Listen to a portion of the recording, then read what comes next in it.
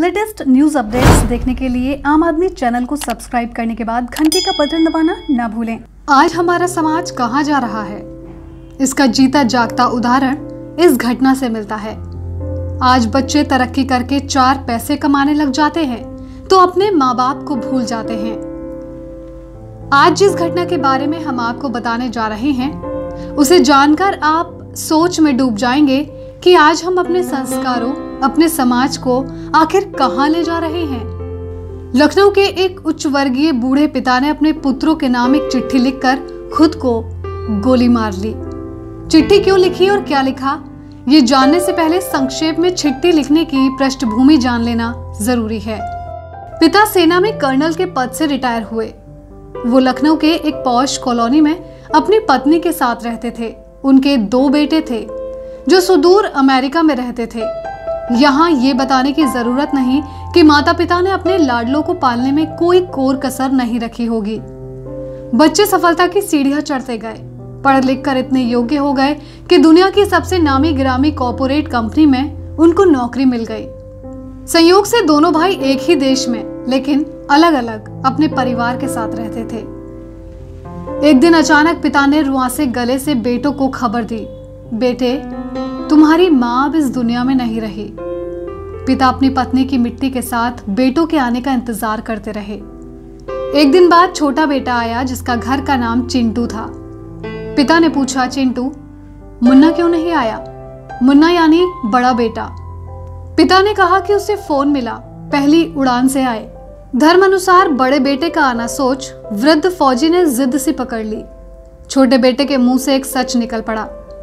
उसने पिता से कहा कि मुन्ना भैया ने कहा है कि माँ की मौत में तुम चले जाओ, पिताजी मरेंगे तो मैं चला जाऊंगा। कर्नल साहब कमरे के अंदर गए, खुद को कई बार संभाला, फिर उन्होंने चंद पंक्तियों का एक पत्र लिखा जो इस प्रकार था। प्रिय बेटो, मैंने और तुम्हारी माँ ने बहुत सारे अरमानों के साथ तुम लोगों को पाला पोसा, दुनिया के सारे सुख दिए, देश दुनिया के बेहतरीन जगहों पर शिक्षा दी। जब तुम्हारी माँ अंतिम सांस ले रही थी तो मैं उसके पास था। वो मरते समय तुम दोनों का चेहरा एक बार देखना चाहती थी, तुम दोनों को बाहों में भर कर चूमना चाहती थी। तुम लोग उसके लिए वही मासूम मुन्ना और चिंटू थे। उसकी मौत के बाद उसकी लाश के पास तुम लोगों का इंतजार करने के लिए मैं था। मेरा मन कर रहा था कि काश तुम लोग मुझे डांढस बंधाने के लिए मेरे पास होते। मेरी मौत के बाद मेरी लाश के पास तुम लोगों का इंतजार करने के लिए कोई नहीं होगा। सबसे बड़ी बात यह है कि मैं नहीं चाहता कि मेरी लाश निपटाने के लिए तुम्हारे बड़े भाई को आना पड़े।